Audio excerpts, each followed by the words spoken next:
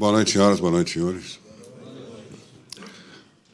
Bom, eu tenho que começar agradecendo a presença de todos vocês aqui, principalmente no dia de hoje, véspera de feriado, trânsito difícil e oportunidade que muitos teriam de poder passear um pouco.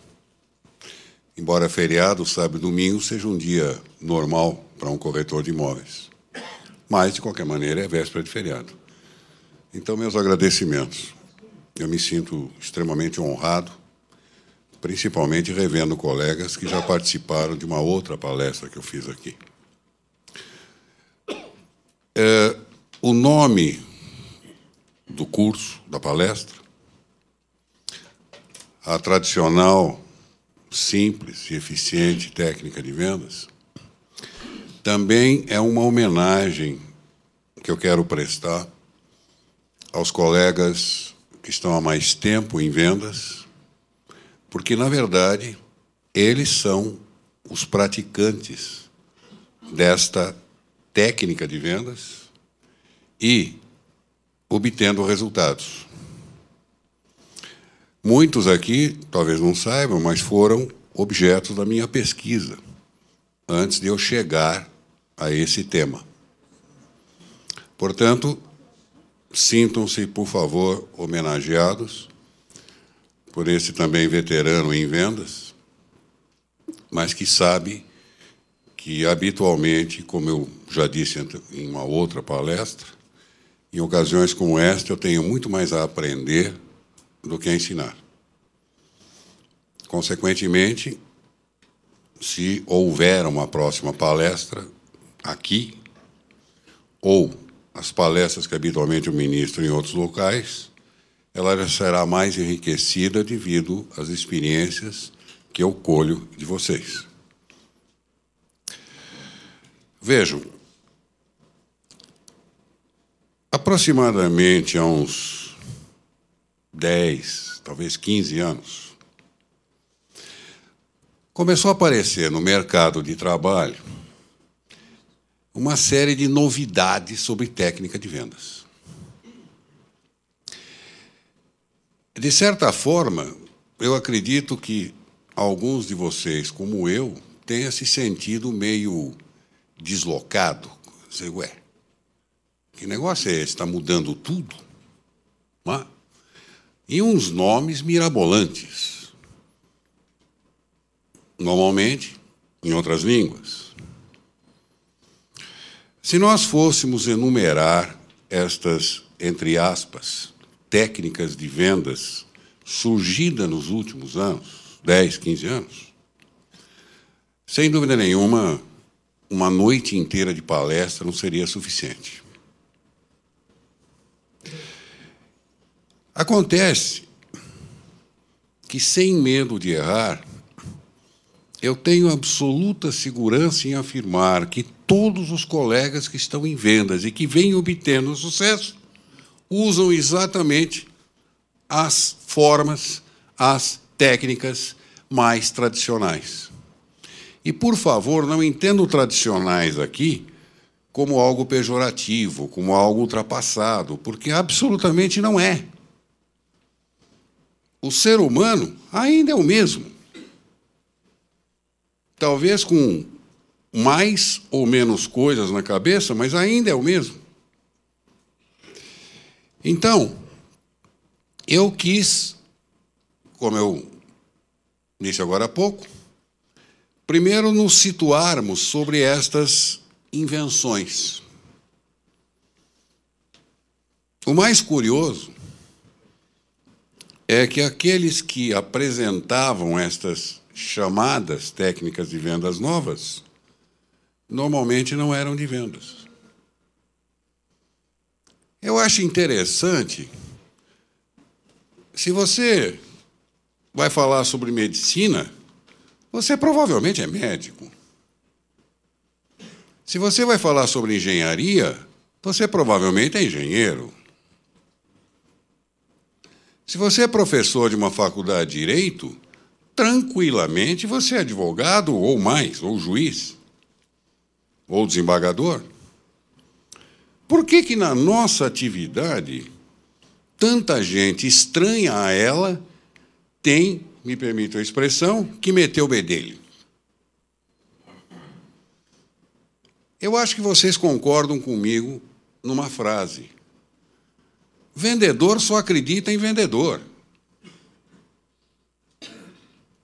Não sei se já aconteceu com alguns de vocês aqui, de estar trabalhando numa empresa e, de repente, vinha ser chefiado por um camarada que até hoje não sabe se venda escreve com V ou com W. É horrível. De repente, ele nem tem culpa. Existe muita carteira profissional, onde está lá carga e função, está escrito genro.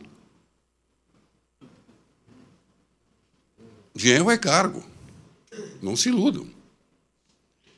Então, a ideia é reafirmar que quem tem que falar sobre vendas é quem vende. Quem tem que falar sobre vendas é quem conhece vendas por trabalhar com vendas. Pois bem, mas vamos fazer um apanhado mais ou menos geral sobre o assunto. O vendedor é a chave entre o cliente e a empresa. O que nós queremos dizer com isso? Quando você está num plantão objetivando vender um imóvel em lançamento, ou quando você está atendendo um cliente e você ali está trabalhando com imóveis de terceiros, o cliente não tem a menor ideia de como é a empresa que você está representando. Tudo bem, há muita publicidade, mas a ideia que eu digo é saber ela é grande, ela é pequena, quantas salas tem, quem é o dono. A imagem que ele, cliente, tem da empresa é a imagem que você passa. Então, ele gosta ou não gosta da empresa, na razão direta de que ele gosta ou não gosta de você. Por isso é que ele é a chave entre o cliente e a empresa. Às vezes, o trabalho realizado por um corretor é tão bom, tão brilhante, que ele deixa uma imagem de que a empresa que ele representa é a maior do mundo. E talvez não seja. Na verdade, o corretor não apenas vende, mas ele presta serviços. Determinadas informações que ele tem, ou que ele vai buscar, enquanto eu aguardava o momento de começar a palestra, eu vi alguns colegas aqui falando com outros, escuta, eu queria uma opinião sua sobre uma escritura assim, assado. Provavelmente para passar essa informação para um cliente, ele está prestando um serviço. E gratuito. Porque se ele for consultar um advogado, fatalmente vai pagar por isso. O vendedor, de maneira geral, ele tem uma carreira curiosa. O que vocês veem ali, e não tá muito claro esse slide, por quê, hein? Ah, é a luz? Ah, ok. Dá para diminuir a luz?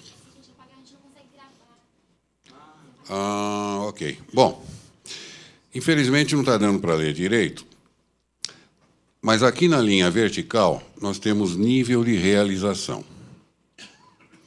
E na horizontal, o tempo. Ok? Aquele quadrinho amarelo que vocês estão vendo logo no início, nós demos o nome de noviciado. O que significa? Quando a pessoa, o indivíduo, entra em vendas, ou quando o vendedor entra numa empresa nova, ele entra ali, o nós estamos chamando de noviciado. E aquela linha amarela é a evolução dele. Percebam como é grande. Como é que você faz para reconhecer um vendedor que está naquele noviciado? É fácil. Primeiro que ele chama o chefe de senhor. Já começa aí. Segundo, ele atende, se for possível, 20 clientes num dia. Lógico, nós estamos pegando um número exagerado. Terceiro, ele acredita em tudo e em todos. Trabalha de segunda a segunda, não importa até que hora. Por que isso tudo? Porque ele precisa provar para ele e para a empresa que ele é bom. Então ele começa a crescer. E passa para um segundo estágio, que, lamentavelmente, devido à luz, não dá para ler ali, exatamente chamado crescimento. Quando ele entra naquela fase de crescimento, aí ele começa já a ficar um pouquinho mais desleixado. Já chama o chefe de você, já tenta dar umas bicadas junto ao chefe do chefe, já não faz um número de visitas tão grandes, já passa a fazer determinadas críticas. Esse cara não quer nada, esse aqui não compra nada, etc. Mas ele continua evoluindo. Até que ele atinge aquela coluna maior, que é o ápice. É o máximo dele. É evidente que o máximo de cada um é diferente. Aquilo que é o máximo de um determinado profissional pode ser inferior ao máximo de outro. Mas aqui é o topo. Ele não tem mais como crescer. Ele é o melhor. Ele é o bom. Dependendo do nível dos colegas dele, talvez ele seja o melhor na empresa. Só que, infelizmente, depois do ápice, ele começa a cair. E ele atinge a decadência. A decadência é praticamente obrigatória para todos nós. É aquele momento que nós achamos que a outra empresa é melhor que a nossa. Aquele chefe da outra empresa é muito melhor do que o meu. Pô, lá eles têm umas coisas que nós não temos aqui. Lá eles pagam comissão em dinheiro. E perdão, aquele que está na decadência, começa a se tornar um crítico contumaz da própria empresa, da própria atividade.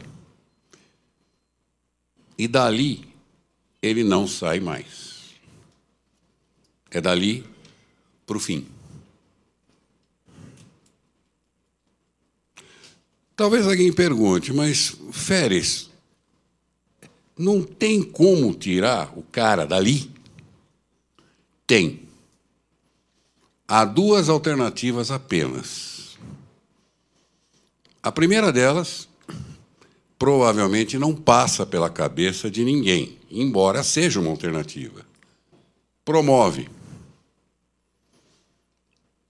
Porque se você promover o profissional que está em decadência, ele volta para o noviciado no novo cargo. E começa tudo de novo. Ah, mas eu não vou promover alguém nesse estado. Qual a segunda alternativa? Desliga. Aí provavelmente ele vai para um outro escritório, uma outra empresa, e começa outra vez.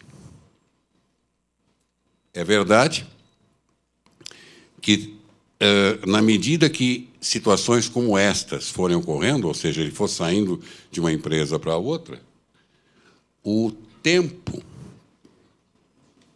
passa a ser menor. Ou seja, ele alcança a decadência mais rapidamente. Este é um dos grandes problemas da nossa atividade.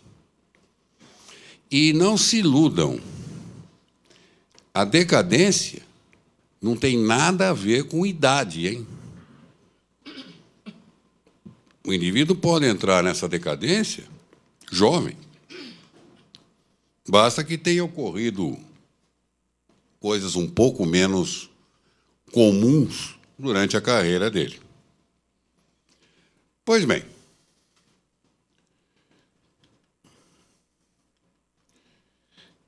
voltando ao que eu dizia, então, ao longo desses 10, 15 anos, começaram a aparecer técnicas, e se eu escrevesse técnicas agora ali, eu ia colocar entre aspas, de vendas, um tanto quanto surpreendentes. A primeira delas, análise transacional, ou AT.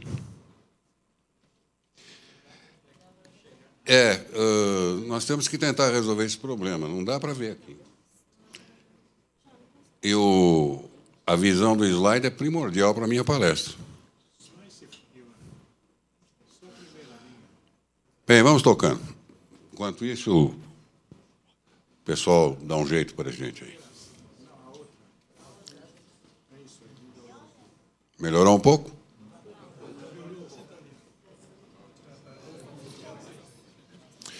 Pois bem, a análise transacional foi criada pelo Dr. Berner em 1958. O doutor ali, o DR, é um psicanalista canadense. A AT analisa a comunicação entre as pessoas, que aqui são chamadas de transações, a comunicação. Pois bem, quando o Dr. Berner criou a AT, o objetivo dele era fornecer aos colegas dele, psicanalistas, uma forma nova de terapia, uma forma nova de tratamento psicoterápico, oferecendo não apenas aos psicanalistas, mas, obviamente, também aos psicólogos. Como é que funciona a AT? Ela considera, a análise transacional, considera que todas as pessoas, vejam bem, todas, possuem 3 estados de ego. Um estado de ego chamado criança, um estado de ego chamado pai e um estado de ego chamado adulto. Existem algumas variáveis ali, mas o nosso objetivo não é, obviamente, uma palestra sobre análise transacional. Quando a pessoa está no seu estado de ego criança, ela age como tal. Tá tudo bem, deixa para lá, vou brincar, etc. Leva tudo na farra. Quando o indivíduo está no seu estado de ego de pai, então ele é o conselheiro por excelência. E chega até a falar, meu filho. E quando ele está no estado de ego de adulto, ele é o profissional. Seco, duro. É assim e acabou. Pois bem, acontece, e no Brasil acontece demais isso, que alguém inventou que a análise transacional é técnica de vendas. E como? Já que todo indivíduo tem esses 3 estados de ego, então o seu cliente também tem. Não, é verdade. Ele é um ser humano como nós. Então, se você, num determinado momento, ou num determinado dia, você está no seu estado de ego criança, e você vai atender o cliente que está no estado de ego adulto, você não vai conseguir vender nunca. Pô, sensacional, né? Mas como é que faz isso? E o que eu faço? Eu tenho que trazer ele para o estado que eu estou de criança? Ou eu tenho que tentar subir para o estado dele de adulto ou de pai? Então, vejam, eu não estou criticando a AT. Absolutamente. Nem tenho autoridade para isso. Mas não posso entender isto como técnica de vendas, porque é uma coisa extremamente complexa. Que fatalmente você vai procurar quem começou a usar isso como técnica, vem dizer, mas espera um pouquinho, eu estou hoje no estado de criança, eu fui lá e está no estado de adulto, o que é que eu faço? Ah, você fisga o estado de criança dele. Como é que faz isso? Então, a minha frustração é terem pego uma forma de terapia e transformado em técnica de vendas. Alguém vai dizer, não, mas espera um pouquinho. Se você participar de uma palestra na análise nacional, etc., e você ficar conhecendo esses estados de ego e tal, você pode vender mais. Será? Todas as pesquisas que eu fiz não indicaram isso. Agora, por favor, não saiam dizendo que veio aqui um camarada que criticou a análise nacional. Não. Eu apenas não entendo a análise nacional como técnica de vendas. E acho que vocês também não. Mas parou aí? Não.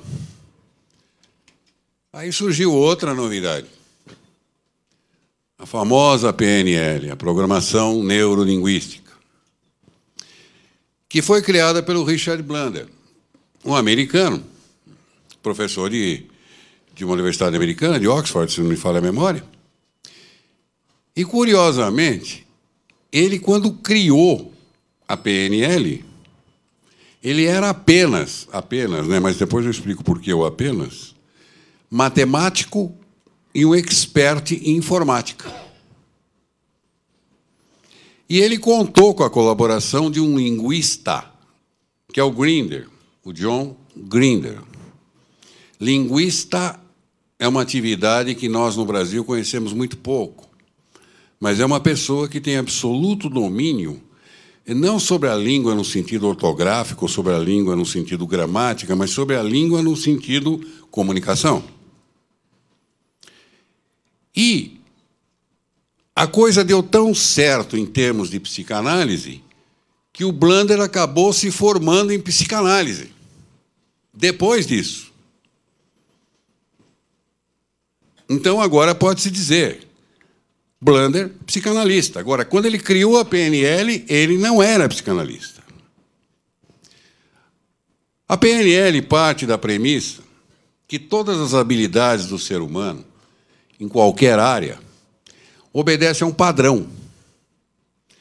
Porque, como o Bandler era um expert em informática, ele entendeu que, da mesma forma que um computador pode ser programado, a sua cabeça também pode. Tanto é que, acho que vocês sabem, que o primeiro nome do computador foi cérebro eletrônico. Apesar de chamar-se hoje computador, ele sempre teve e continuará tendo como, digamos assim, base o cérebro humano. E se ele, computador, é programável, pelo menos teoricamente, o seu cérebro humano também é programável. Essa é a ideia da PNL. Agora, eu tenho alguns amigos, alguns digo 2 ou 3, psicanalistas, e eles me afirmam que no Brasil não existem mais do que 10 pessoas que dominem a PNL.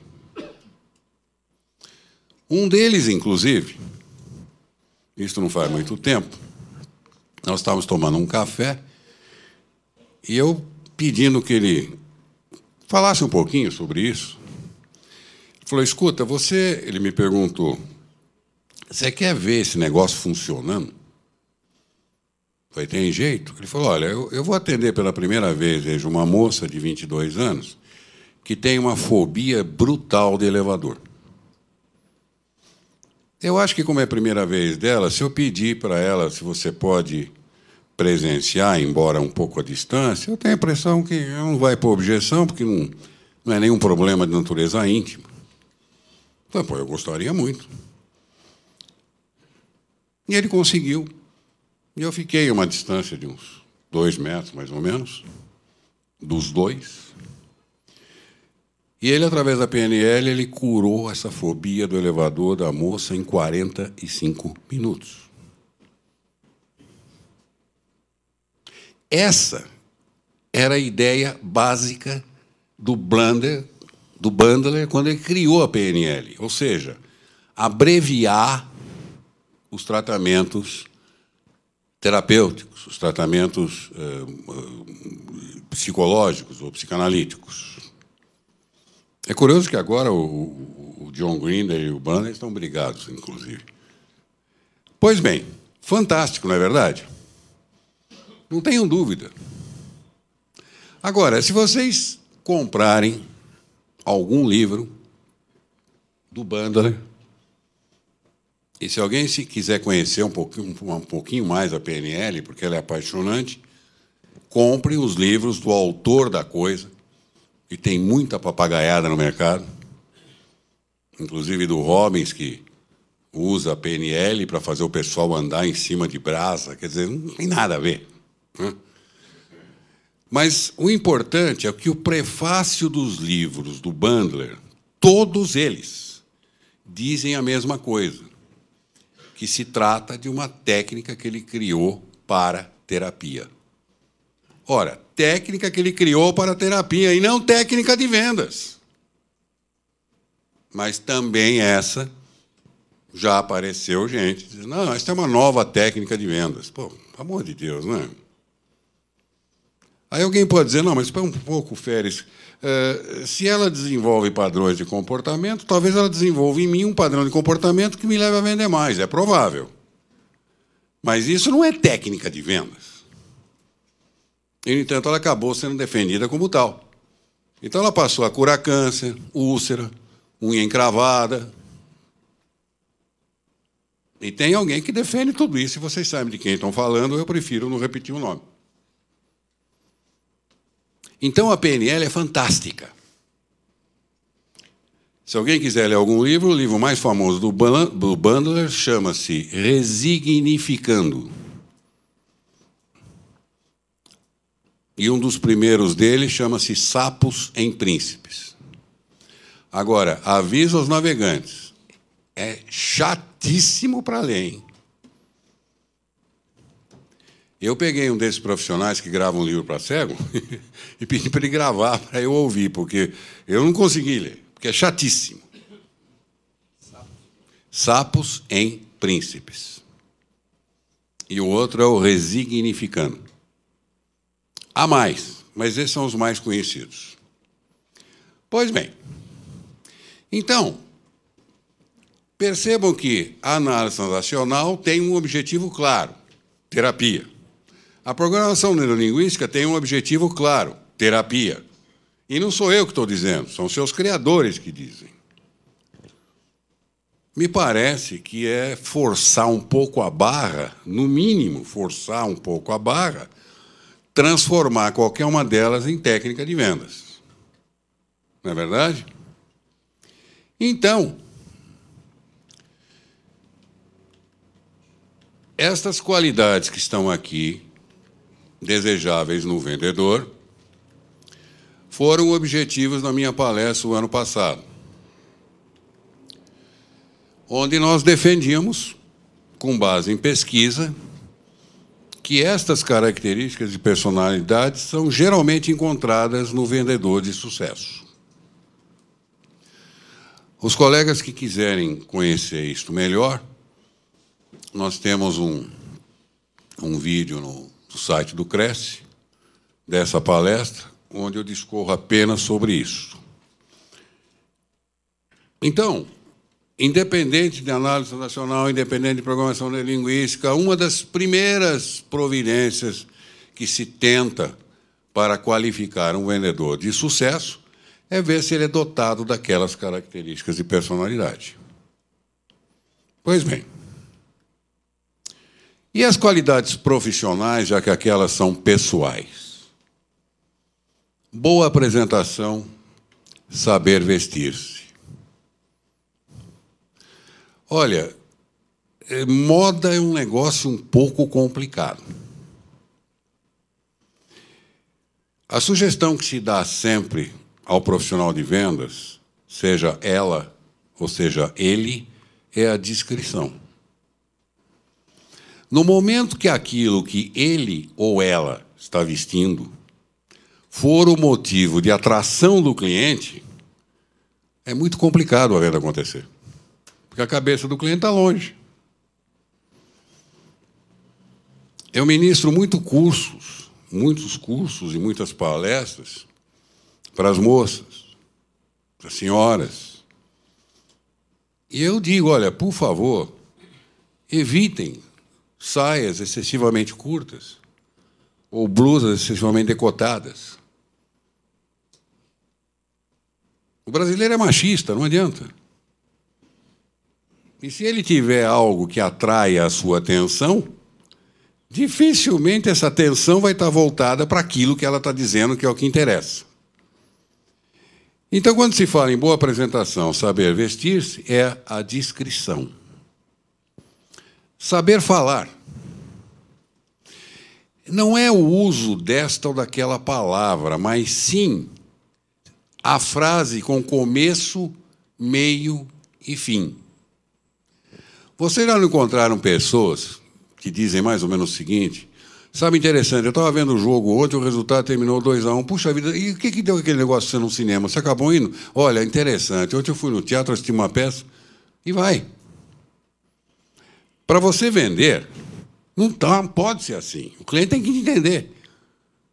Então, o saber falar ali, volto a dizer, não é o uso da palavra, o tipo de palavra, mas que toda frase, toda colocação sua tenha começo, meio e fim.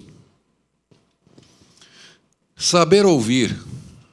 Meu Deus do céu, como é horrível você ser atendido por um profissional de vendas que não te deixa falar. E, às vezes, o cliente já comprou.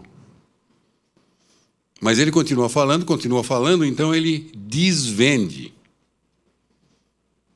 Porque quanto mais ele fala, mais temas de objeção ele fornece para o comprador. Saibam ouvir. Senso econômico e senso psicológico. O senso econômico é aquele seu feeling que você só pode obter ao longo do tempo no trabalho, de qual a real capacidade econômica daquele seu cliente. Um erro muito comum cometido, principalmente pelos colegas corretores que trabalham com novos e terceiros, leva um cliente num imóvel fantástico, maravilhoso, mas que está completamente fora do alcance dele. A partir daí, no momento em que você tem que voltar para o imóvel que financeiramente está ao alcance dele, ele não gosta mais de nada. Uma ocasião eu entrei numa autorizada, uma concessionária de veículos, para comprar um carro. E eu ia comprar um carro que custava, na época, qualquer coisa em torno dos seus 30 ou 35 mil reais. E o vendedor teimou em me convencer de que o carro, para mim, era um outro, que custava quase o dobro. Pois bem, ele defendeu com tanta força a argumentação dele que me convenceu. Como eu não podia comprar o outro, saí e não comprei nada. Falei, irmão, eu não vou comprar esse, o carro para mim é aquele, mas aquele eu não posso comprar, então eu não vou comprar nada. Senso psicológico é o que leva você a usar uma linguagem, digamos, para fintechs, ou uma linguagem mais tradicionalista. Se você pegar um comprador jovem, desses que estão na ponta dos cascos em termos de informática, de iPod, de não sei o quê, e fala, olha, a minha imobiliária é tradicional, ela tem mais de 40 anos de mercado, e não sei, olha, não vai vender nunca. Para este, você tem que dizer, olha, eu trabalho numa imobiliária super atuante, nova, basta dizer que nós estamos todos apoiados em programas fantásticos de computador, etc, etc, etc. Agora, a recíproca é verdadeira. Se você for atender um cliente mais tradicionalista, e você começar a falar essas linguagens todas, provavelmente você vai queimá-lo. O senso psicológico, portanto, é o que te norteia para saber se ele é um super para frente ou se ele é um tradicional. Conhecimento do produto ou, no caso, conhecimento do imóvel. Olha, os colegas que trabalham com imóveis de terceiros têm cometido um erro, e eu posso dizer com algum conhecimento de cátedra, porque eu fui uma vítima disto. Não queiram mostrar um imóvel que não conhecem. Ah, mas como é que eu faço para conhecer esse imóvel? Está habitado, etc. Pega um colega e aparece lá como cliente, ué. Não dá para você mostrar um imóvel que você nunca viu. Você vai dizer, não, mas eu tenho experiência, eu sei onde é o livro, eu sei se tem dormitório, não tem dormitório, eu sei se é uma suíte, não é uma suíte. Não é a mesma coisa. Eu fui uma vítima porque eu coloquei um apartamento meu à venda e a administradora, vago, e a administradora não queria que deixasse a chave na administração. Tá bom. Então eu fiquei com a chave, e cada vez que um corretor queria mostrar o imóvel, ele me ligava e eu ia lá. Pelo amor de Deus, eu tinha dó. Tinha dó. Eu vi o corretor abrir uma porta e falou, aqui é o banheiro. Falando, desculpe, aqui não é banheiro, aqui é um lavabo. O banheiro é lá. É um erro primário? É. Mas, se ele tivesse estado antes no imóvel, dificilmente cometeria. Então, conhecer o imóvel é o que está simbolizado ali por conhecer o produto. Conhecimento de idiomas. Poxa, para ser corretor, eu preciso falar outras línguas? Não. Não precisa. Mas precisa, no mínimo, saber pronunciar a palavra em outra língua se ela for necessária. E hoje nós temos esse hábito, né? Um hábito que eu critico muito. Nós usamos palavras estrangeiras demais. Demais. É gimmick, follow-up, e vai daí afora. Então, se você quer pronunciar essas palavras, você acha que é válido naquele momento, conheça pelo menos a pronúncia delas. Eu li na Folha de, não sei se foi domingo, um negócio impressionante. Americanos e ingleses dizendo que no Brasil nós estamos criando termos novos em inglês para determinadas coisas dos edifícios. Então, eles disseram que têm lido frases que eles vão perguntar. Eles, vejam bem, cuja língua de origem é o inglês. Eles vão perguntar ao corretor o que quer dizer aquilo, e está em inglês. Nós quer dizer isso, olha, eu venho dos Estados Unidos, lá não existe essa palavra. Quer dizer, nós não estamos mais nos limitando a simplesmente a usar outra linguagem. Estamos criando uma linguagem em outra língua. Pois bem, mas... ok, nós não podemos mudar o mundo. Se você acha necessário o uso de outras línguas, de outras frases em outras línguas, por favor, aprenda pelo menos a pronunciá-la.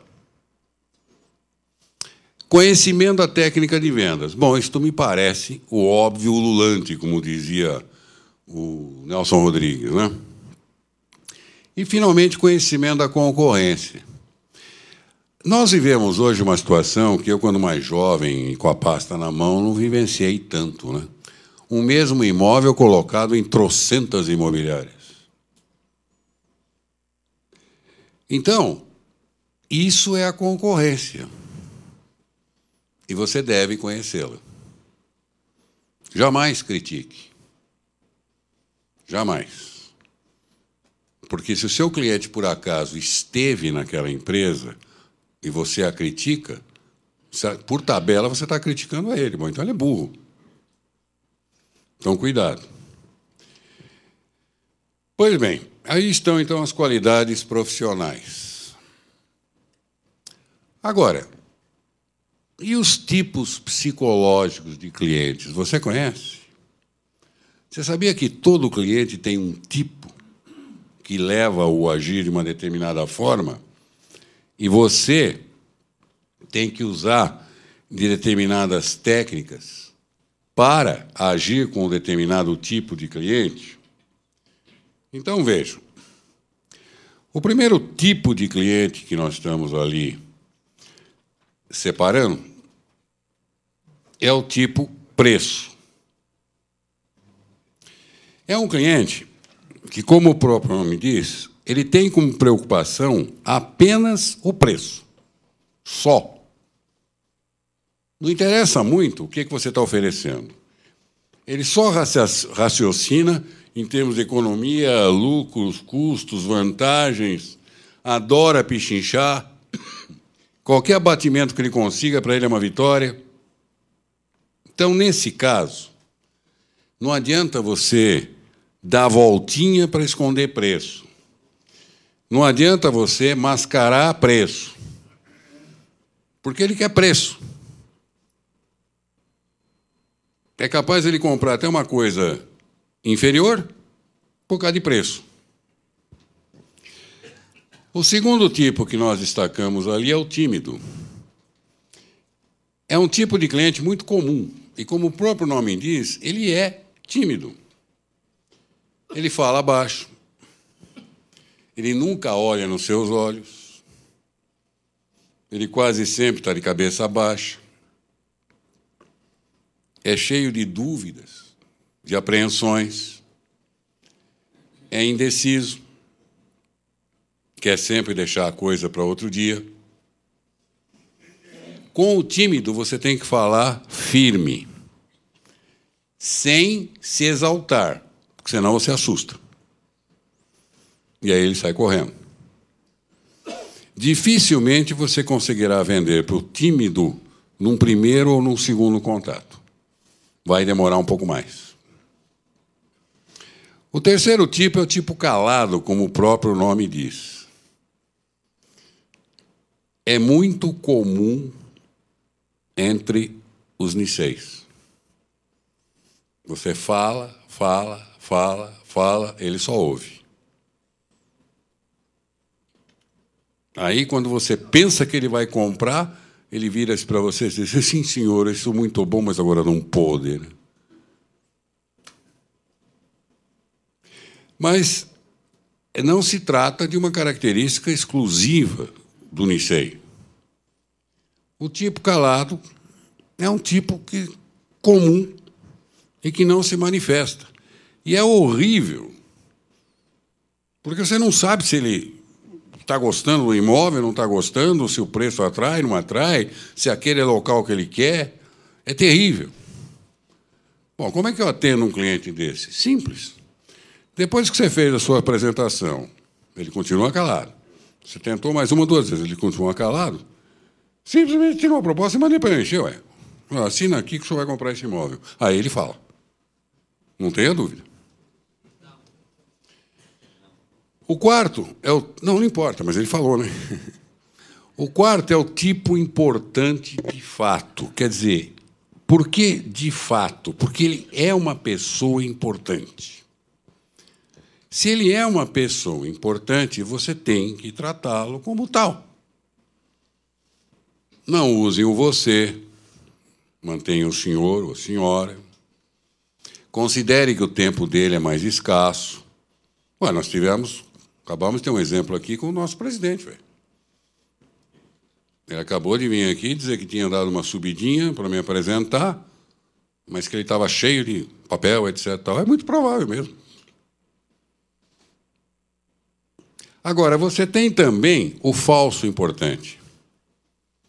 Lamentavelmente, nos dias de hoje, isso tem demais, demais. São pessoas que subiram um pouquinho o seu nível socioeconômico e se acham donos do mundo.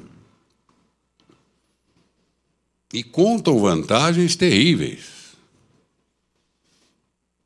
Eu tenho um amigo que é gerente de uma distribuidora da BMW. Ele tem que aprender pelo menos 2 carros por mês. Pessoas que vão lá, assumem a prestação e absolutamente não têm condição de pagar. Então, este que se diz importante e não é, é falso, este você deve encher a bola. Considera que ele é importante mesmo, embora você lá dentro saiba que ele não é.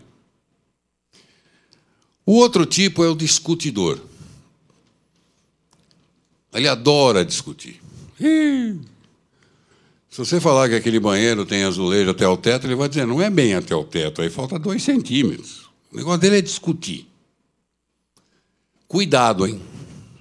Cuidado porque você vai naquela discussão, se você ganhar a discussão, você perde a venda. Se você perder a discussão, você perde a venda. Então, o ideal é não discutir. É continuar expondo o seu ponto de vista, suas razões, evitando ao máximo a discussão, porque é o prazer dele. Um outro tipo é o tipo amigo. Ah, tem de monte. Chama até você de amigo. É o jeitão dele. Meu amigo, meu amigo, meu amigo, cuidado. Cuidado que nesse meu amigo daqui a pouco vem a flechada. Você tem que ser profissional, não amigo. Olha, eu vou te quebrar o galho, como sou teu amigo, eu vou ver se consigo esse imóvel por um valor menor. Cuidado. Cuidado. Porque ele encara isso sob um outro ponto de vista. O emotivo. Esse é fantástico. É fantástico. Tudo para ele pode até levar às lágrimas. Porque ele sonha que é o primeiro imóvel da vida dele. Ou ele está conseguindo comprar um imóvel para os pais dele. Então, toda a análise dele é em cima das emoções e não da razão. Ele é capaz de comprar um imóvel em um determinado bairro porque naquele bairro ele conheceu a primeira namorada dele. Ou é capaz de comprar aquela casa porque a casa onde ele nasceu era muito parecida. Lembrem-se, se ele é emotivo, ele não raciocina logicamente, ele raciocina com base em emoções.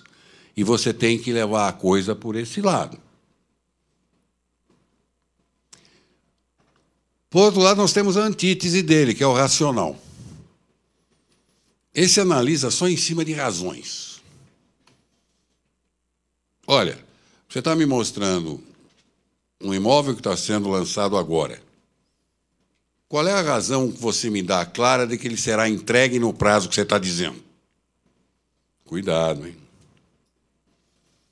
Ou então, vocês com esse negócio de apartamento decorado enganam a gente. Na verdade, quando a gente tiver esse apartamento nas mãos, nunca vai conseguir fazer essa decoração que vocês tiveram. É tudo em termos de racionalidade. Quando se fala ele a forma de pagamento, é muito provável que ele esteja com um HP na mão já fazendo conta. Então, se no anterior você podia levar a venda para o lado da emoção, aqui é exatamente o contrário. O tipo falador. Ah, esse é terrível. Nossa Senhora. Às vezes o corretor não deixa o cliente falar. Aqui é exatamente o contrário. O cliente não deixa o corretor falar. Meu Deus do céu, ele fala sobre tudo. sobre o imóvel, sobre o preço, sobre o mercado, sobre futebol, sobre a seleção, sobre tudo. Ele fala tanto que talvez você não consiga falar, a não ser que você fale, deixa eu me dar licença interromper um pouquinho, porque você não vai conseguir falar nada. E se você não falar, você não vai vender. O tipo calado, nós já falamos sobre ele. O tipo discordante. Aposto que todos vocês conhecem alguém assim, cliente ou não cliente. Discorda de tudo. Não é verdade? O discordante, não adianta você tentar provar por A mais B seu ponto de vista, porque o negócio dele é discordar sempre. Olha, já que ele gosta de discordar, então você concorda com ele. Porque no momento que você concorda, a discordância dele fica sem efeito. Só que você tem o outro tipo, aquele que concorda com tudo. Esse nos engana a beça, né? Ele concorda com tudo, você diz, já vendi. E não vendeu coisa nenhuma. E finalmente em termos, né? Porque isso aqui pode ir mais longe, é o leigo, mas o leigo verdadeiro. Ele não entende nada de imóvel, não entende nada de preço. Se você falar em tabela price para ele, ele não tem a menor ideia do que é isso. Ele é leigo nessa questão. Aí você tem que se munir de muita paciência, muita calma e explicar tudo em que ele apresentar dúvida. Então, veja, a primeira parte da nossa técnica mostra que nós temos que identificar o tipo psicológico de cliente. Faltou. Desculpem. O otimista, como o próprio nome diz, né? Eu invejo um pouquinho o otimista, né? O pai tinha 2 filhos, um muito pessimista e um muito otimista. E quando chegou no Natal, o pai quis presentear os 2 filhos de acordo com esse tipo de personalidade de cada um. Então, para o pessimista, ele deu um trem elétrico de brinquedo. E para o otimista, ele deu um saquinho de esterco. No dia seguinte, ele foi ver o resultado. O que tinha ganho o trem elétrico estava bravo, chorando, com raiva. Filho, o que foi? Olha o que eu ganhei. Você ganhou um trem elétrico? Pois é. O senhor vai ver que desgraça vai ser isso. Por que desgraça, meu filho? Porque eu não vou querer brincar sozinho. Aí eu vou chamar o Joãozinho para vir brincar comigo. Ele vai querer brincar mais que eu vou acabar brigando com ele. Eu vou bater nele. Se eu bater nele, o pai dele vem aqui e vai acabar discutindo. Ih, pai, isso acaba em morte ainda. Ele falou, assim não tem jeito. Quando ele foi falar com o otimista, que tinha ganho o saquinho de esterco, o otimista pulava de alegria. Poxa vida, que maravilha de presente. E o pai olhando ele com o saquinho aqui, pulando de alegria. Mas, filho, por que você está pulando de alegria? Aí, papai, ganhou um cavalo. Cadê o cavalo? Papai, onde ele está, eu não sei, mas ele sujou aqui. Agora é só procurar. Então, o otimista vai mais ou menos por aí. Cuidado, hein? Cuidado, porque há o exagero do otimismo. De repente, ele criou uma expectativa sobre aquilo que você está oferecendo muito maior do que aquilo realmente é. O inovador. Ah, meu Deus do céu, como nós temos inovadores. Você oferece um imóvel, seja em lançamento, seja de terceiros, e ele começa a projetar no imóvel algo que é humanamente impossível. O imóvel tem 80 metros quadrados, ele falou, vou fazer um 5º dormitório. Pô, mas como? Perceberam? E, finalmente, agora sim, finalmente, o conformado. Ah, o senhor sabe, eu estou conformado, esse imóvel é maravilhoso, mas não dá para comprar. Olha, sabe, esse imóvel é maravilhoso, mas minha mulher não vai gostar. Ele se conforma com tudo. Pois bem, para você vender, há uma série de providências que você precisa tomar. Planeje. Tudo que nós fazemos na vida é planejado. Acontece que muitos planejamentos nós fazemos de forma tão automática que não parece que fizemos. Por exemplo, essa palestra. Vocês sabiam onde era e que hora começava. Evidentemente, vocês devem ter pensado, por que hora eu vou sair daqui para chegar lá na hora? Do que eu vou? Vou de carro, ônibus, metrô, táxi? Você está planejando. Você precisa planejar o seu trabalho, portanto, independente de você trabalhar com lançamentos ou com terceiros. Planeje a sua venda. O que é planejar a sua venda? Como eu vou fazer para vender? E identifique as necessidades do cliente. Olha, só há duas formas de vender. Só duas. Ou você identifica a necessidade do seu cliente, ou você cria uma necessidade no seu cliente. Qual é a melhor? Depende de você.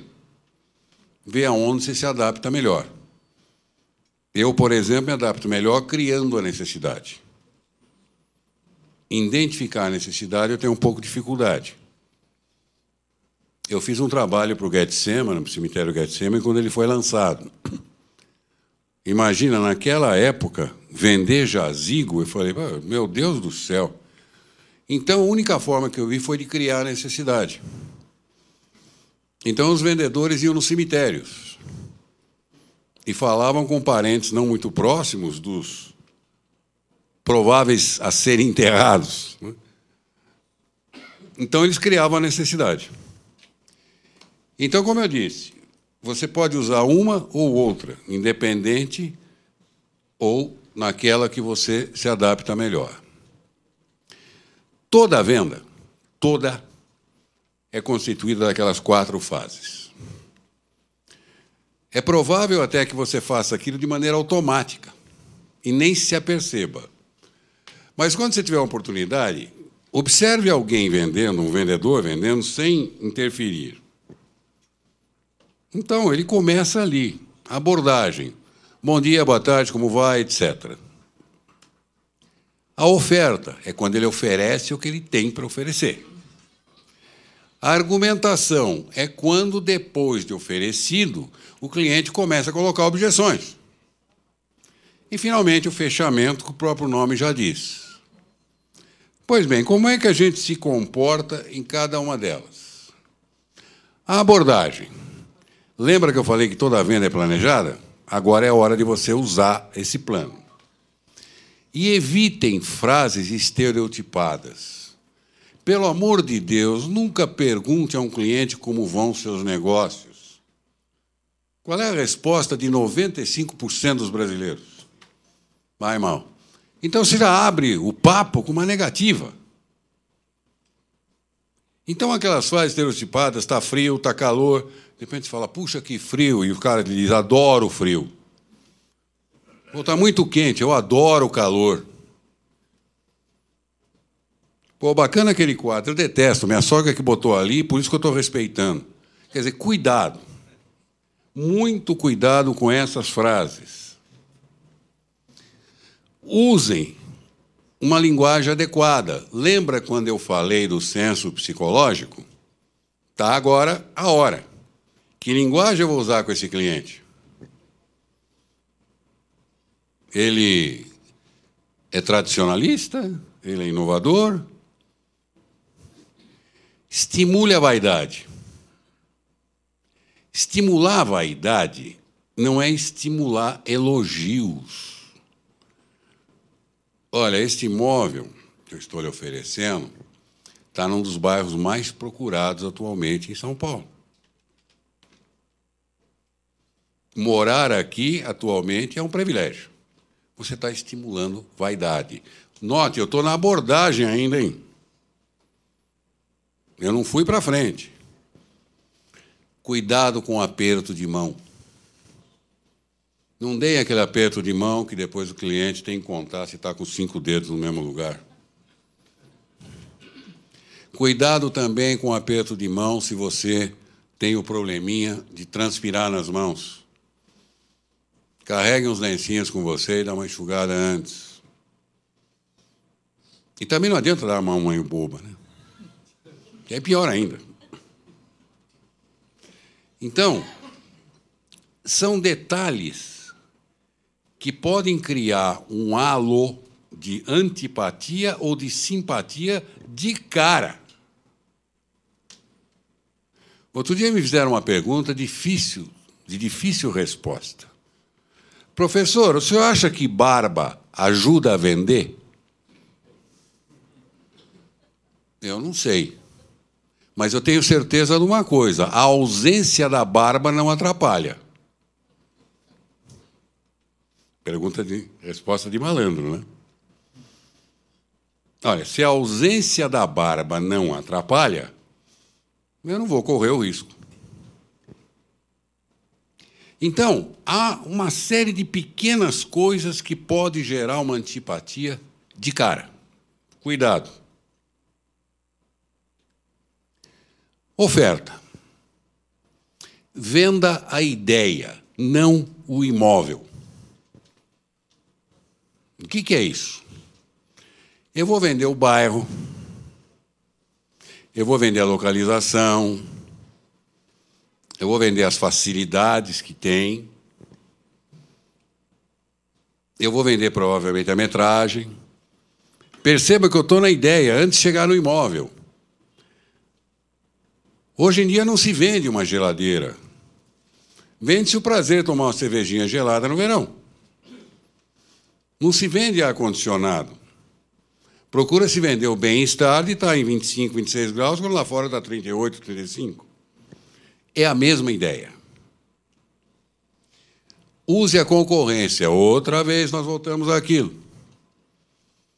Use a concorrência, seja da empresa, seja do imóvel. Não tenha medo de oferta alta. A oferta alta predispõe à compra alta. Quando eu digo alta, não é alta acima daquilo que o seu cliente visivelmente pode adquirir. Eu vou dar um exemplo.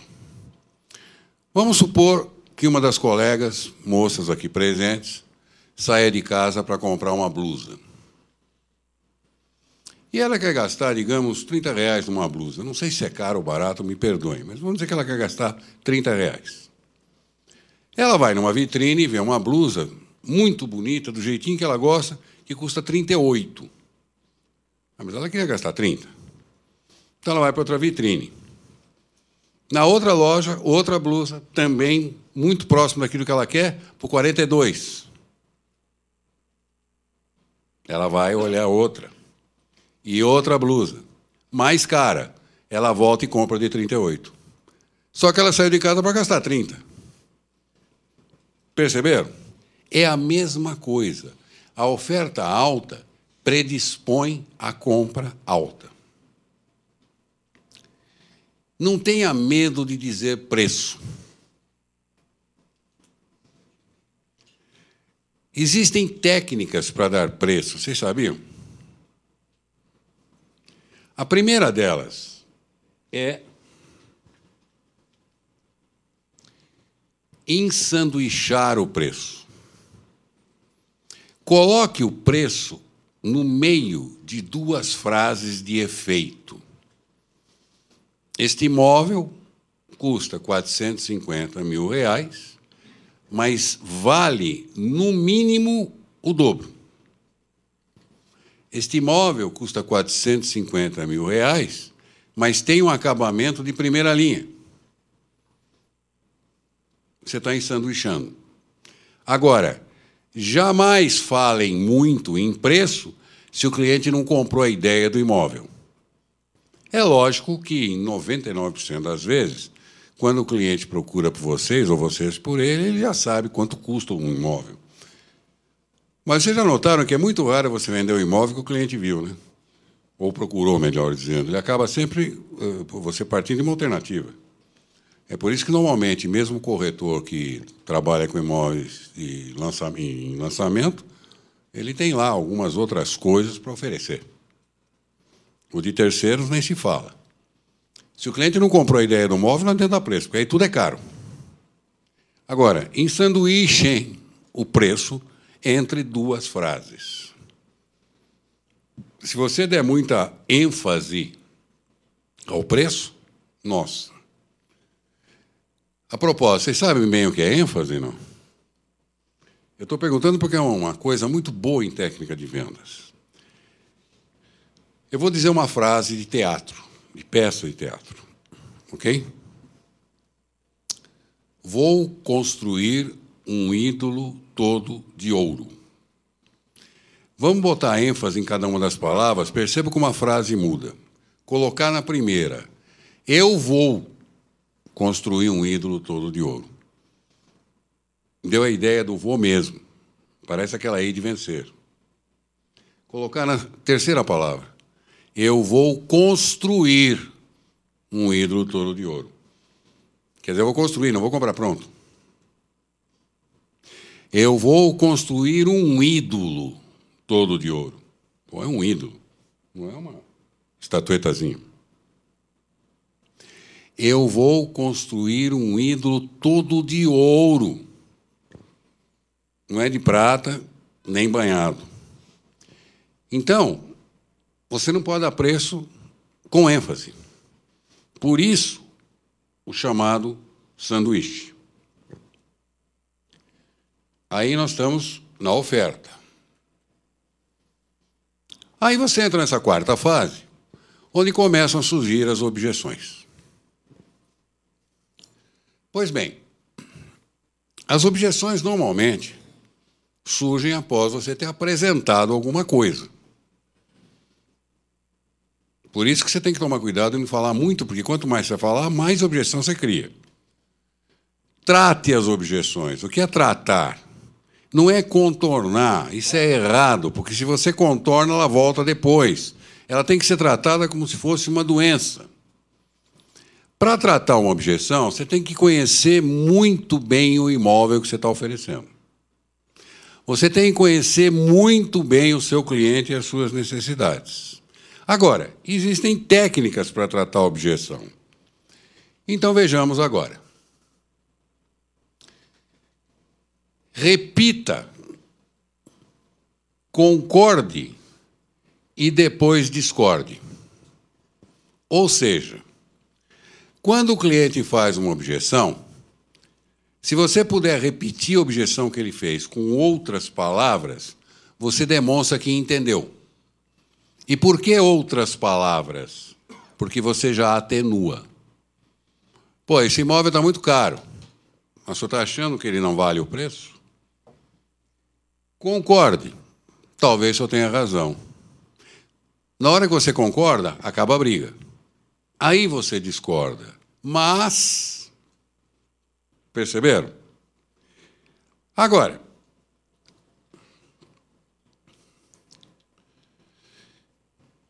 você precisa conhecer os tipos de objeções existentes. E percebam, são poucas. Vocês sabiam que em cada mercado você tem um elenco de objeções que dificilmente supera 10? Elas apenas são ditas com palavras diferentes, mas são sempre as mesmas. As objeções caladas, como o próprio nome diz, é quando o cliente não se manifesta. Essa não tem como tratar. Você tem que provocar o cliente a falar alguma coisa. Quando você entra nas objeções faladas, então você entra numa daquelas 3 categorias que está ali. O que é objeção absurda? Como o próprio nome diz, não tem nada a ver com o assunto que vocês estão falando. Pô, mas ela é feita de maneira consciente pelo cliente? Talvez não. Mas a verdade é que derruba a tua argumentação. Olha, o senhor comprou esse paletó aonde? Pô, bacana. Pô, você está falando um negócio completamente diferente. Então, a objeção absurda é a única que você tem que contornar. Olha, depois eu falo sobre o paletó, mas deixa eu continuar o que eu estava dizendo. No caso das moças, é a cantada. Não importa se ela é sincera ou não é sincera, a verdade é que derruba a argumentação. Objeções procedentes, como o próprio nome diz, é uma objeção que tem procedência real. Olha, eu comprei um imóvel uma vez, nessas condições que o senhor está me dando, e a documentação me deu um trabalho desgraçado. A objeção procedente você tem que tentar resolver. Essa não tem como tratar ou dar voltinha. Ela é real, ela é factual. Mas, graças a Deus, 90% das objeções estão as chamadas estratégicas. Por quê? Porque ela esconde um pedido de informação. E você tem que interpretar qual é essa informação. Por isso que eu disse agora há pouco, quando o cliente diz é caro, ele está dizendo, me prova que vale o preço que eu pago. Tanto é que, de maneira natural, sem curso de técnica de vendas, no dia a dia de cada um de nós, quando nós estamos vendendo uma coisa e alguém diz é caro, você começa a ressaltar as qualidades que está vendendo. Já notou? Dificilmente você fica discutindo se o preço é alto ou baixo. É a mesma coisa. Então, essas objeções estratégicas, que são aquelas que têm que ser tratadas daquela maneira que nós vimos. Repete com outras palavras. Concorda. E depois discorda. Pois bem. Finalmente, então, nós entramos no fechamento. Existem várias razões para o fechamento não acontecer. Adiamento. O brasileiro é um adiador por excelência. Ele sempre quer deixar para depois, para resolver, e depois fica torcendo que aquele depois não chegue nunca. Preguiça não é a preguiça nesse sentido do ter que se espreguiçar, mas é a preguiça, medo de tomar decisões. Muitas vezes você tem que resolver pelo cliente. E muitas vezes você tem que provocar. Eu presenciei, não uma vez, mas algumas vezes, o fechador, o comprador, certo? E o vendedor. Vendedor no sentido do proprietário do imóvel. E o comprador tomando coisa do vendedor. Ah, você vai deixar aquele armário? Não, aquele armário... Bom, deixa, vai. Você vai deixar aquele lustre e não sei o quê. E o negócio não acontecia porque o comprador ia... Né? Num dado momento, o fechador falou, olha, sabe uma coisa? É melhor você não comprar esse imóvel. Você não tem condições de comprar esse imóvel. Como não tem condições? Bate o contrato aí, bate o contrato aí. Perceberam? Mas o fechamento abre. Hã? Abre. Você tem que identificar os sinais de interesse que o cliente pode manifestar. Se você não percebe nenhum sinal de interesse na compra daquele imóvel, realmente você tem razão. Abre. Você tem que provocar os sinais de interesse. Pergunte. Agora, façam perguntas com alternativas de resposta que interessam. Nunca façam perguntas fechadas. O senhor gostou desse imóvel? A resposta dele vai ser sim ou não, e, de repente, vai ser não. O senhor gostou deste imóvel ou o senhor gostaria de ver um outro? Aí qualquer resposta já te interessa. O senhor gostou das condições de pagamento ou o senhor quer sugerir alguma diferença? Se ele sugerir alguma diferença, está fechado o negócio. Perceberam? Tente sempre fechar. Sempre. Por mais que no seu íntimo você ache que o cliente não está interessado. Jamais deixe de tentar o fechamento. É preferível você voltar para o escritório ou para casa, não tendo conseguido vender, mas tendo tentado o fechamento, do que o contrário. Ok?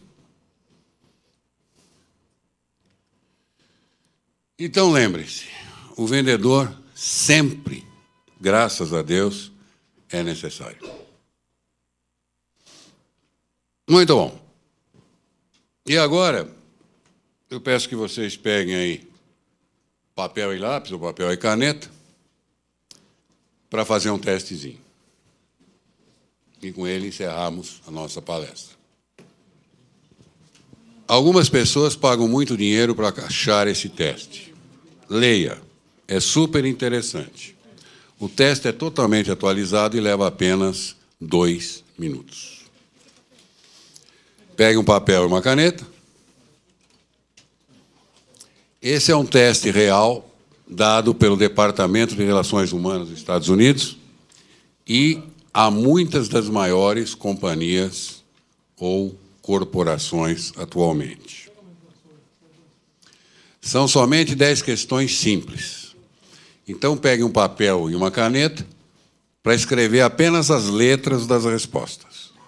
Em que momento você se sente melhor? Pela manhã, à tarde ou à noite? Coloque apenas a letra da sua resposta. Pronto?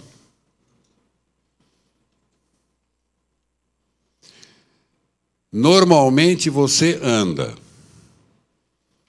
bem rápido com passos largos, bem rápido com passos curtos, menos rápido, cabeça levantada olhando para tudo, menos rápido, cabeça abaixada ou bem devagar. Escolha uma das letras. Pronto? Um detalhe, esses testes são melhor respondidos com a primeira resposta que vier à sua cabeça, viu?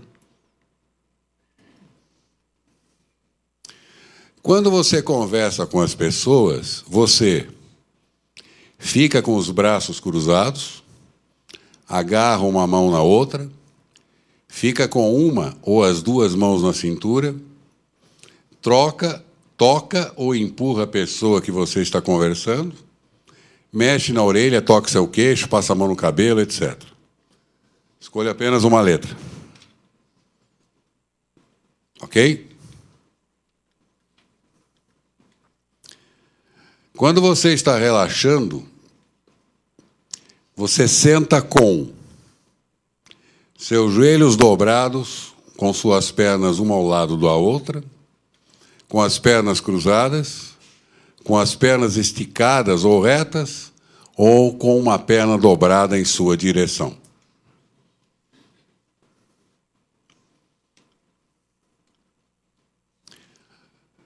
Quando algo realmente te diverte, você reage com uma grande gargalhada, uma gargalhada, mas não alta, um riso bem silencioso ou um sorriso tímido.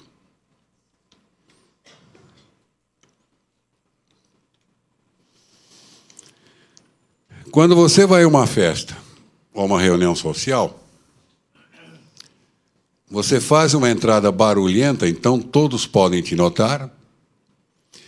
Você faz uma entrada silenciosa, procurando por alguém que você conheça.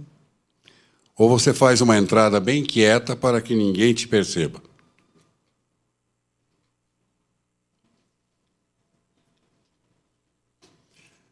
Você está trabalhando duro, concentrando-se muito, e alguém te interrompe. Você dá boas-vindas à interrupção, se sente extremamente irritado ou varia entre os dois extremos.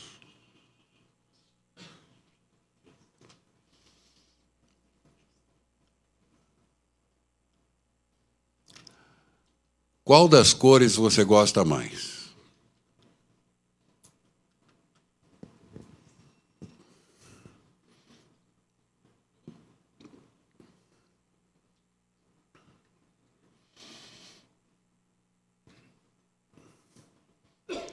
Escolheram?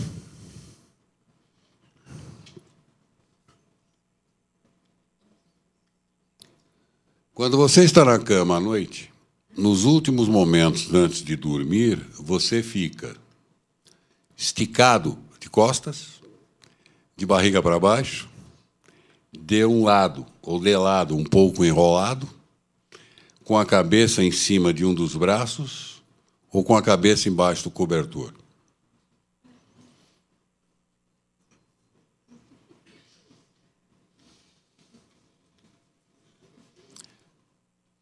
Você, ali está errado, você normalmente sonha que está caindo, brigando ou discutindo, procurando por alguém ou por alguma coisa, voando ou flutuando.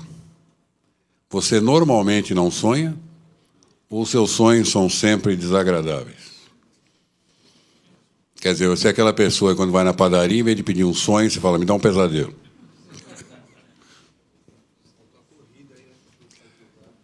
Tudo bem? Então, vejam a pontuação e façam as contas.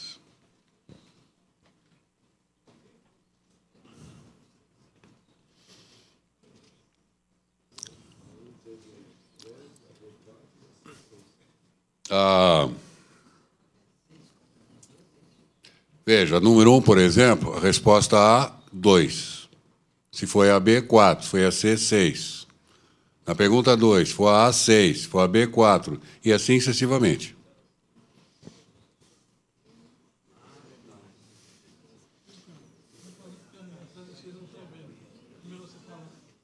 Não estão vendo? Aonde aí? Não está vendo?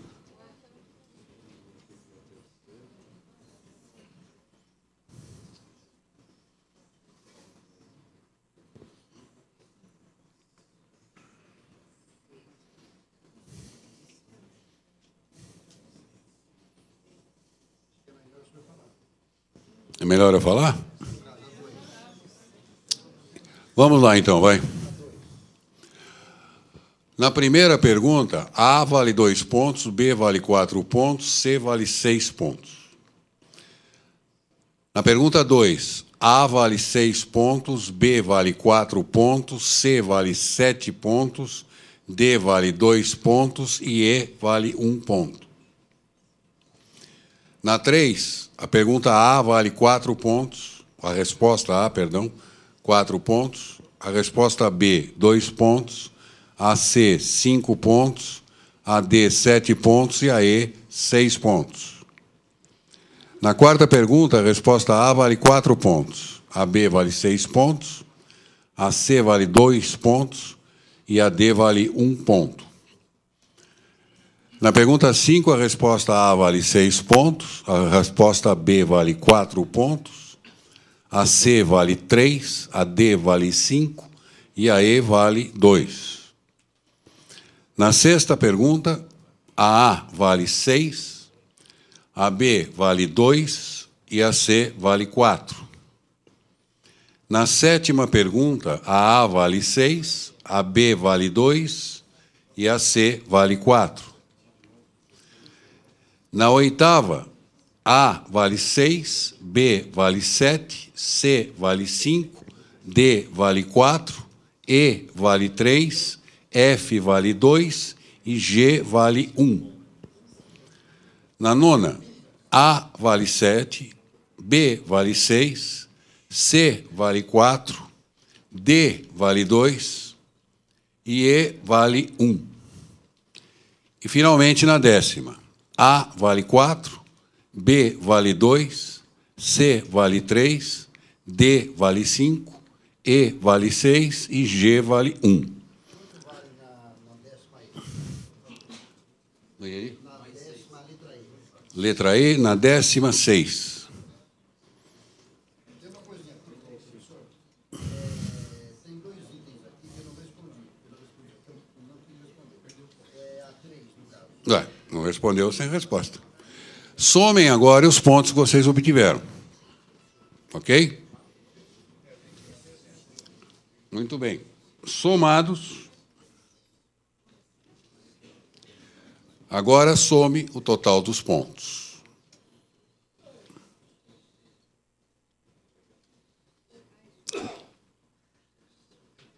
Somaram?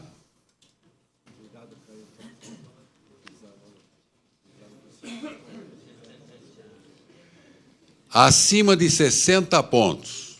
Tem alguém? Se tiver, levanta a mão, por favor. Não, então posso pular.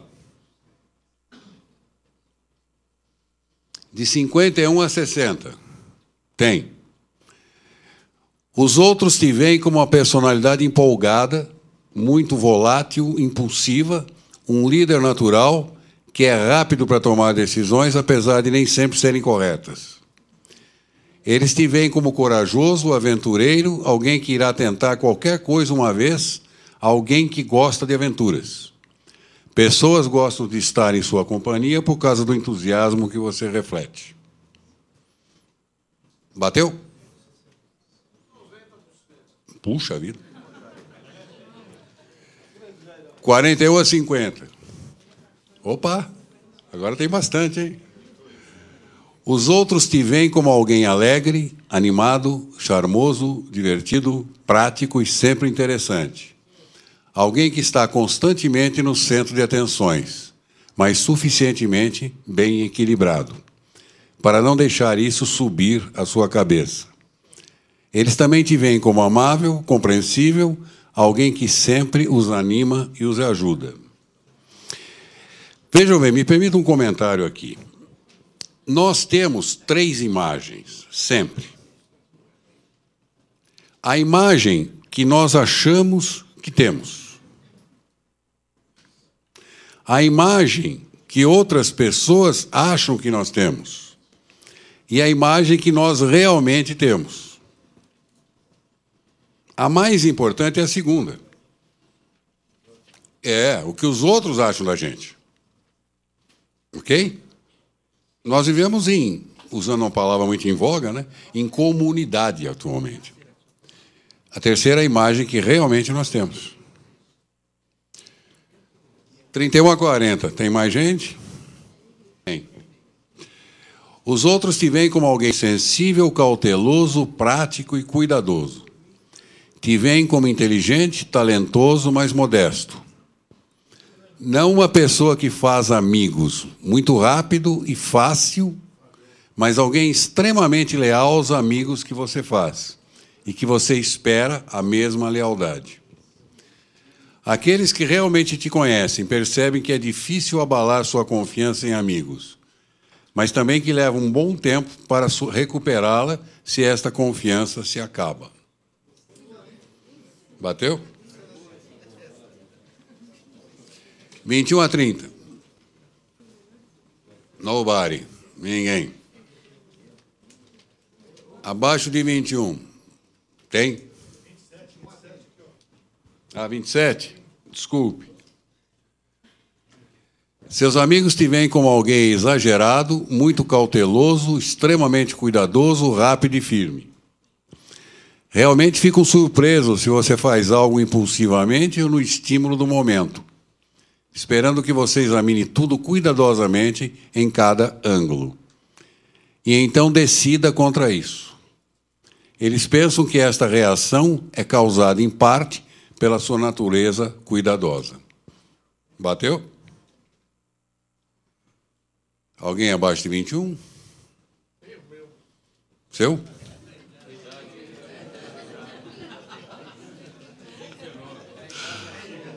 As pessoas acham que você é tímido, nervoso e indeciso. Alguém que precisa de cuidado, que sempre quer alguém mais para tomar decisões. Alguém que não fica envolvido com nada nem ninguém. Te veem como alguém muito preocupado, que sempre vê problemas onde não existe. Algumas pessoas te acham chato. Só aqueles que te conhecem bem sabem que você não é.